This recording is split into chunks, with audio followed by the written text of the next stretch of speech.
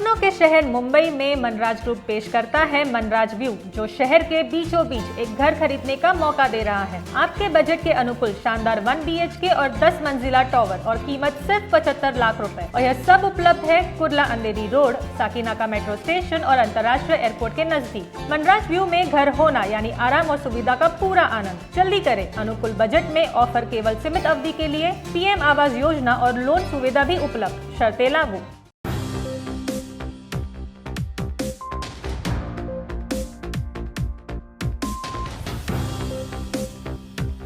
DRV news में आप सभी का स्वागत है। मैं हूं सैयद सलमान और आज हम बात करेंगे देश की सबसे पुरानी पार्टी कांग्रेस की, कांग्रेस अध्यक्षा सोनिया गांधी की और सोनिया गांधी की चिंता की।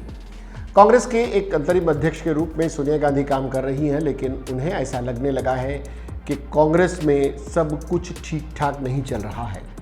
ठीक ठाक नहीं चलने के पीछे के कई कारण हैं। कांग्रेस के वरिष्ठ नेताओं ने एक G23 ग्रुप 23 ग्रुप 23 G23 के नाम से एक समूह बना रखा है, जिसमें गुलाम नबी आज़ाद, कपिल सिब्बल, आनंद शर्मा जैसे वरिष्ठ कांग्रेसी नेता हैं। उन नेताओं ने कई बार कांग्रेस के ऊपर जाने अनजाने रणनीति के तहत एक तरह का दबाव बनाने का प्रयास किया था और ये मांग की थी कि CWC की मीटिंग बुलाई जाए, कांग्रेस वर्किंग कमेटी की, जिसमें ये तय हो कि भाई अध्यक्ष है कौन। पिछले दिनों सोनिया गांधी ने 2022 में इसके चुनाव की घोषणा कर दी है और ये चुनाव होंगे, कांग्रेस का अध्यक्ष पूर्णकालिक अध्यक्ष हो जाएगा। लेकिन तब तक सोनिया गांधी ने ये कह दिया कि मैं ही इसकी अध्यक्ष हूँ, सारे फैसले मैं ले रही हूँ। अब सोनिया गांधी जब उसके बाद विश्वास उनका बढ़ता है, आत्मविश्वास से लबरेज सोनिया गांधी अब जब जिला पदाधिकारियों की, जिला अध्यक्षों की और अन्य बड़े नेताओं की जब मीटिंग लेती हैं तो कहती है कि अपने स्वार्थ को और अपनी निजी आकांक्षाओं को एक तरफ रखिए। दरअसल सोनिया गांधी ये चाहती हैं कि अपने दौर के सबसे बुरे दौर में गुजर रही कांग्रेस पार्टी को वरिष्ठ नेता बार बार कटघरे में ना खड़ा करें, बल्कि वो इस दिशा में प्रयास करें कि नए लोगों के साथ पुराने लोगों का सामंजस्य बना रहे। सोनिया गांधी की चिंता इसलिए भी वाजिब है क्योंकि आप देख सकते हैं छत्तीसगढ़, पंजाब और राजस्थान के आंतरिक कांग्रेस के नेताओं में कितनी गुटबाजी है। पंजाब की तो स्थिति इतनी विकट हो गई है कि निजी हमलों तक में आ गया, उसमें पाकिस्तानी पत्रकार को खींच लिया गया। कैप्टन अमरिंदर सिंह पूरी तरह से इस मामले में आक्रामक हो गए। कैप्टन अमरिंदर सिंह पर अटैक करना कांग्रेस नेताओं को भारी पड़ गया। नवजोत सिंह सिद्धू अलग लाइन लेकर चल रहे हैं। छत्तीसगढ़ की वही स्थिति है। राजस्थान में पायलट बनाम गहलोत की लड़ाई से हर कोई वाकिफ है। एक मजबूत विपक्ष अगर कांग्रेस बनकर उभरता, ये पार्टी अगर उभरती तो फायदा किसी था। एक विपक्ष तो चाहिए ना। आप रोना रो रहे हैं कि आपकी सीटें नहीं हैं, इसलिए नरेंद्र मोदी की सरकार ने आपको विपक्ष का दर्जा, अधिकृत विपक्ष का दर्जा नहीं दिया। तो ये इसका जिम्मेदार है कौन? आप हैं, आपके लोग हैं। आप अपने मतदाताओं में नहीं जा पा रहे। आपका सबसे बेहतरीन सहयोगी लालू प्रसाद यादव की पार्टी है। लालू प्रसाद यादव भी आपको अब कहीं ना कहीं दरकिनार कर रहे हैं और उन्होंने अपने 2 उपचुनाव में कांग्रेस की मदद लेने से या मदद देने से या उन्हें कोई एक सीट देने से इनकार कर दिया। आमने सामने लड़ना पड़ रहा है आपको। महागठबंधन टूट गया, इस तरह की घोषणा की जा रही है। महाराष्ट्र में चूंकि शिवसेना नंबर 1 की पोजीशन पर है और आप नंबर, मानिए ना मानिए, कांग्रेस नंबर 3 की पोजीशन पर चल रही है। यहाँ पर आप राष्ट्रीय पार्टी होकर भी आप नंबर 3 की पोजीशन में शिवसेना और NCP के बाद हैं, तो आपको आत्ममंथन, आत्मचिंतन की ज़रूरत है, जो सोनिया गांधी कह रही हैं। कांग्रेसी नेताओं से कहा गया सोनिया गांधी की ये चिंता के प्रति जताई गई ये चिंता ज़रूर इस बात का द्योतक है कि आने वाले दिनों में कांग्रेस अगर अपने पैरों पर खड़ा होना चाहती है तो उसे अपनी महत्वाकांक्षाओं को, कांग्रेस के नेताओं को, ज़मीनी कार्यकर्ताओं को कहीं न कहीं एक तरफ रखना होगा।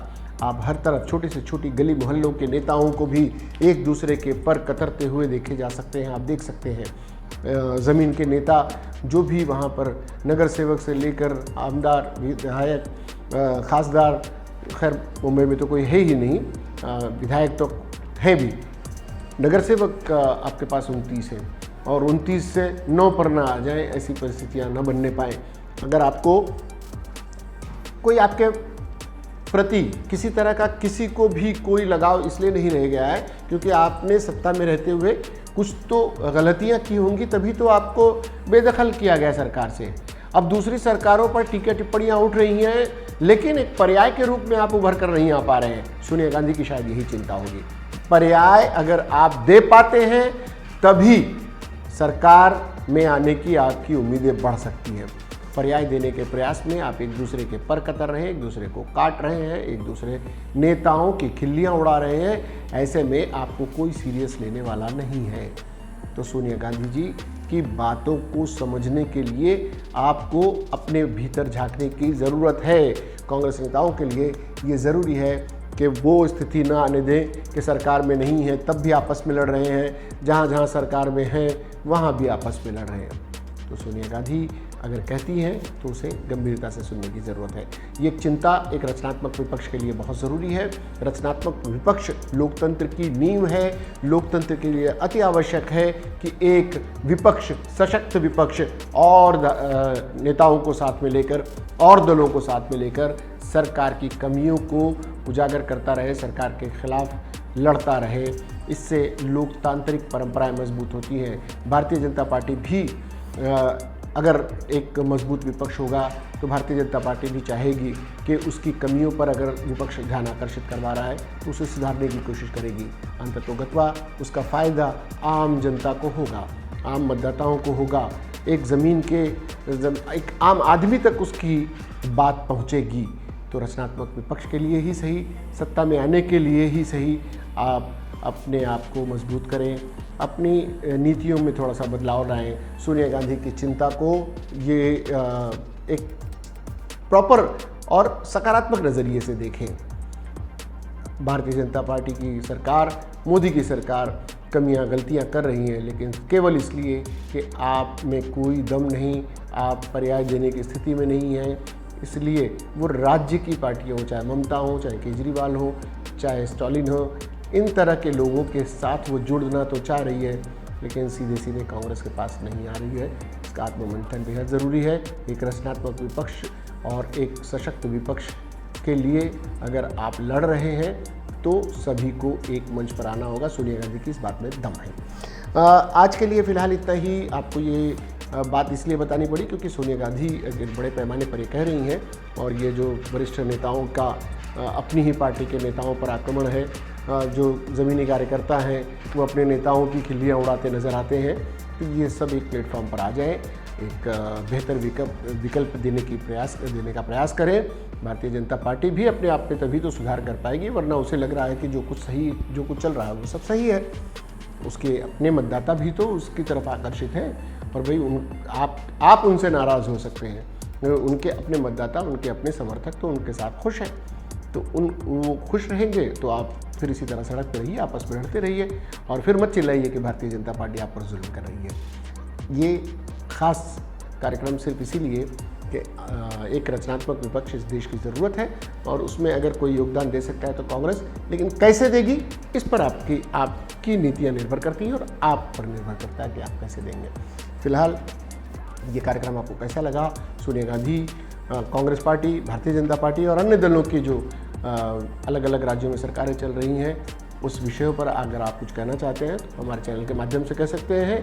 आप हमारे चैनल को सब्सक्राइब करें, लाइक करें और कमेंट बॉक्स में जाकर अपनी बात रख दें। फिलहाल वक्त हो चला है आप सभी से विदा लेने का। सलमान को, DRV न्यूज़ की पूरी टीम को दीजिए इजाज़त। इसके बाद भी खबरों का और कार्यक्रमों का सिलसिला जारी रहेगा। देखते रहिए DRV न्यूज़। जय हिंद।